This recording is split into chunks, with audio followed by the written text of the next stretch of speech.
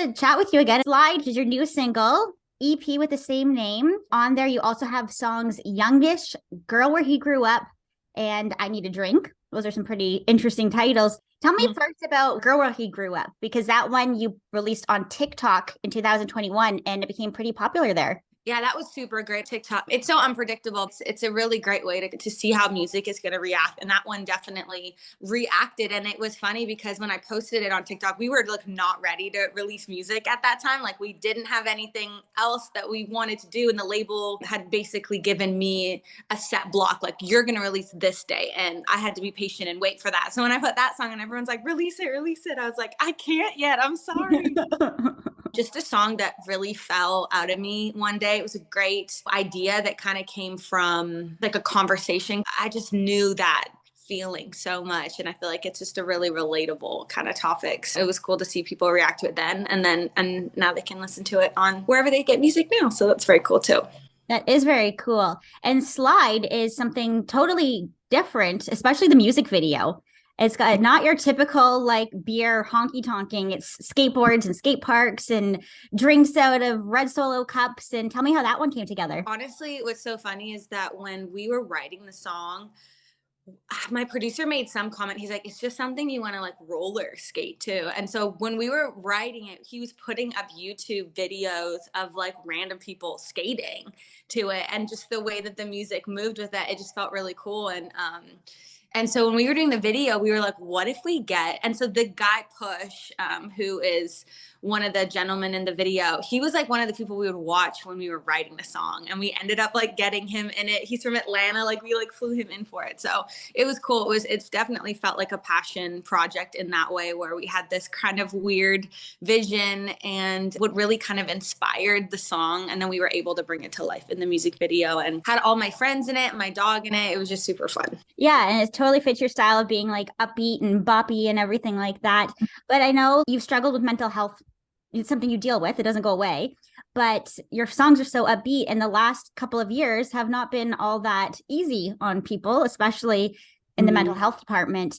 How was it those years and then still wanting to release something upbeat? How did you stay so positive during that time with your music? Yeah, I think it was important to me to do that. And it is important to me to do that. And a vein across my music is like positivity and empowering music with It Didn't or War Paint or Dear Me. Like I love that type of music because that music pulls you out of it, you know, and that's what's important to me when I'm feeling like that. I mean, people that really struggle with serious depression and mental health issues, it's not fun to like just listen to sad songs and like wear a face mask into that. That's kind of glamorized, you know, like depression is really, it's really hard, and it takes every ounce in your body to pull yourself out of it. And that's important to do. It's like when we're faced with that, you know, you have to do, what can I do? Okay, can I go on a walk today? Can I meditate today? Can I listen to a positive song? How do I pull myself out of it? And to me, music is a great tool personally that I use. I have my playlist that I put on that kind of can meet me where I'm at and empower me and pull me out of it. So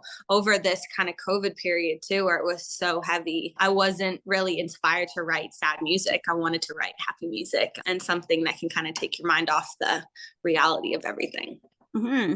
Were any of these songs here on the EP written during that time? Kind of, yeah. Right at the beginning of COVID, everything was on Zoom here, which I think everything across the board was on Zoom, but it was difficult to kind of write songs that way. And I wrote a ton, and none of them really made it too far, the ones that I got off Zoom. So I think that Slide was the first one we did, but it was, you know, early 2021. So, you know, when COVID was still very much there. So, and being able to kind of finish it and the proper precautions. I know one right for I Need a Drink.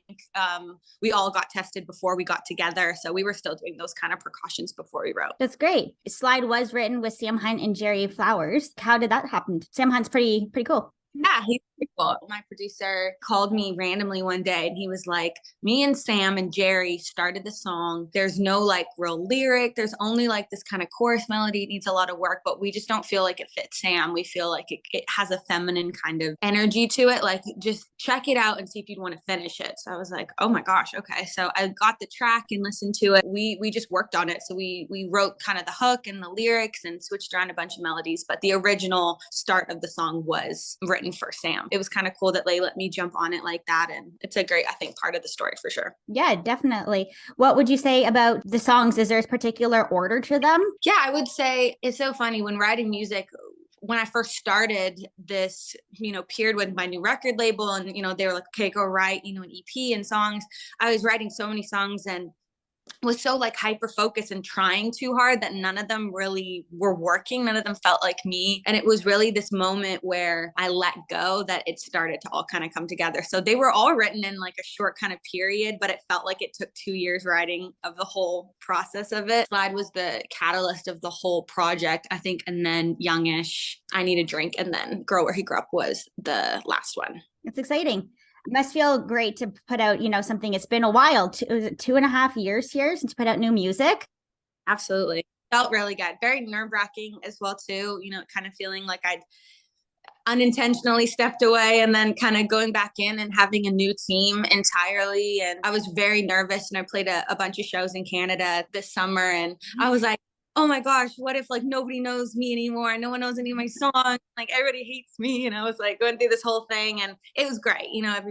Everybody, we had a great time this summer. So it feels weird, kind of, we all disconnected a bit to kind of plug back in, but feels great to have this music out there, and it's so much fun to play live. So I'm excited to do that more. And it appears on, the other side of the stage that it's been 2.5 years, but on your side, you're still working hard. You're still writing, you're still recording, you're still doing all this stuff. It's a matter of it actually coming out. That's the thing. And you need to have, I think, life experiences and feelings and to go through things to put out the real, genuine, vulnerable stuff. So 2.5 years really is not that big of a deal, but you have done so much. It Didn't Went Gold, which is really, it's one of my favorite songs of yours, still jamming out to it this day. So congratulations on that. You also signed with US label Broken Bow and Sony Music Publishing Nashville, which is exciting. So I guess that's got you guys have some big plans there with that. Yeah, absolutely. It's crazy. I mean, I've got a really, really great team around me. I'm really blessed with that. And I just started working with Sony Publishing as a songwriter. So I show up to their big office, and it's very exciting. And, a lot of really great artists and songwriters write for that company. So I feel very honored to be there. Yeah, you've been in Nashville now 5 years. It looks like you're fitting in just nicely, doing lots of songwriting. And I know I think it was a little bit before the pandemic issue, you were still there. You were playing in like the small bars and everything. And like you've grown there a lot too. And it's exciting to see your journey. I remember when I first, knew who you were in your little apartment here in Toronto. And that was a big thing for you. And yeah, going to Nashville, you were, in your apartment there with your dog and playing your guitar and talking about breakups, and here you are now engaged, and you've bought a house with the money that you made from songwriting. Yeah, great. It's been a wild season of growth and feeling like I've really, really grown up and accomplished a lot of great things and planting roots in this place, which is crazy. I miss home all the time and miss my family and love Canada and miss Canada so much, but really feeling like calling Nashville home officially. So she's getting married here as well too. I'll be a dual citizen. So it's very, very kind of crazy, but I really do love my life here. So it's very exciting. I think that's great. Yeah, I noticed you posted the other day you were watching some college football. So are you a Clemson fan? Well, I want all teams to have fun, mainly. Okay. My fiance is a big time Tennessee Vols fan. In football season, there's football on all the time. I hear like phantom whistles like all the time, and like the sound of football. When I'm like falling asleep, I'm like, we have to turn it off. It's too much. It's crazy. I'm a big football fan, college football too. So I fit right in there. You had mentioned about your fiance that you met him at a bar and you texted your family the next day saying, I met my husband. Yeah, it was crazy. It really was like the lame cliche country song, honestly, because we were at a bar. We had one kind of mutual friend and just hit it off. Like we were talking all night about funny things, serious things. Like it was from the minute we met. And then really COVID shut everything down. So it was an interesting time to build a relationship, very scary time when I wasn't with my family. And this person was so kind, but he is like the best person. He's like me in another body all the way down here. Like I could never have imagined. So they say, when you know, and I definitely knew the night I met him. I was like, he's the type of person you marry. He's a really, really good guy. So Yeah. Yeah, I'm happy for you. And also, he is an attorney, correctly. Yeah. And you said he's a Christian. So, a Christian attorney, attractive, and met at a bar. So, that really can happen. There you go. I did not expect to meet somebody like him at that bar that night for sure. So, there is hope for me. And everyone was just a shock. They're like, "You met him there?" I'm like, "Yeah, I don't know." Yeah. You also mentioned too that he has strengthened your relationship with God. And Yeah. that is great to hear because I feel like everybody these days is so one way or the other, politics, religion. And I have always thought it's so great to find, a Christian husband, somebody that shares the same values as me. But is that really realistic? No. Should I, maybe just adapt to somebody with completely different views or whatever, just because I like him? And I never thought that somebody out there would be somebody that could strengthen it still in these days, our age, that still exists. So how does he do that for you?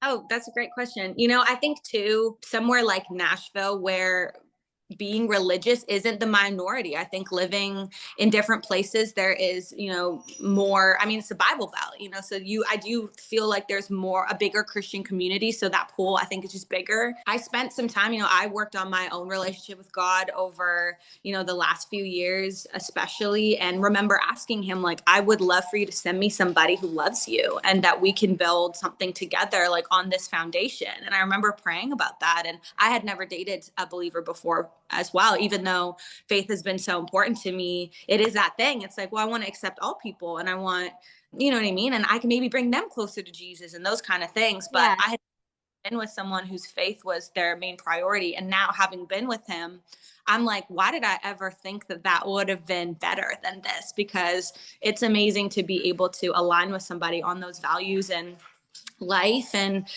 be pointed the same direction in every single way, and knowing we're going to raise our kids like the same way with the same thing. It's really important. And like I said, he's got really great moral character. He's a good person. I think that's rooted in his faith as well too. So I would highly suggest not to compromise. Okay. Speaking of Christianity, and I know in your music you sprinkled a little bit of that in there with having faith and believing and stuff like that. Is that something that that's part of your style and that's something you're always going to continue? Or would you ever zone in, once to make a Christian album specifically? Yeah, I would love to. I don't know. I wouldn't put anything off the table for sure. I think that would be great. I know Hillary from Lady A, she I was did a just thinking that. Yeah.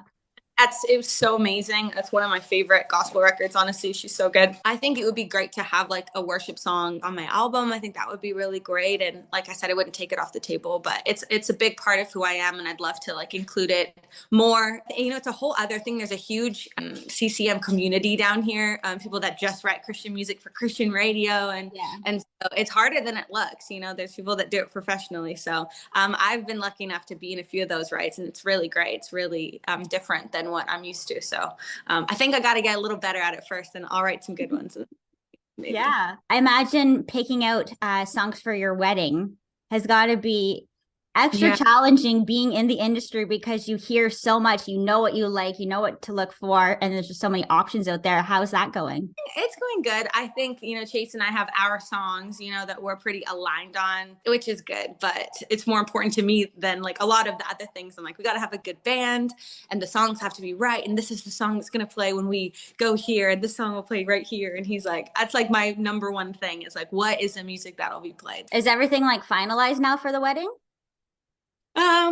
Not really. I mean, we've got all the big things. It's honestly, it's really difficult. We have a planner as well too. There's just a ton to do, and a long checklist. It's a lot more time consuming than I think I thought it would.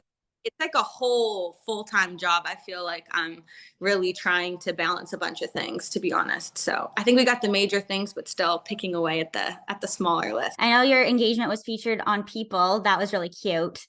Yeah. And I'm just trying to envision here what I'm thinking that you'll go with wedding wise is something that is a little traditional, but still have a little bit of sprinkles of your hip Billy, as you once called it, style. Yeah, definitely. Yeah, we're getting married in a greenhouse, actually. So it's going to be very cool. That's different. Yeah.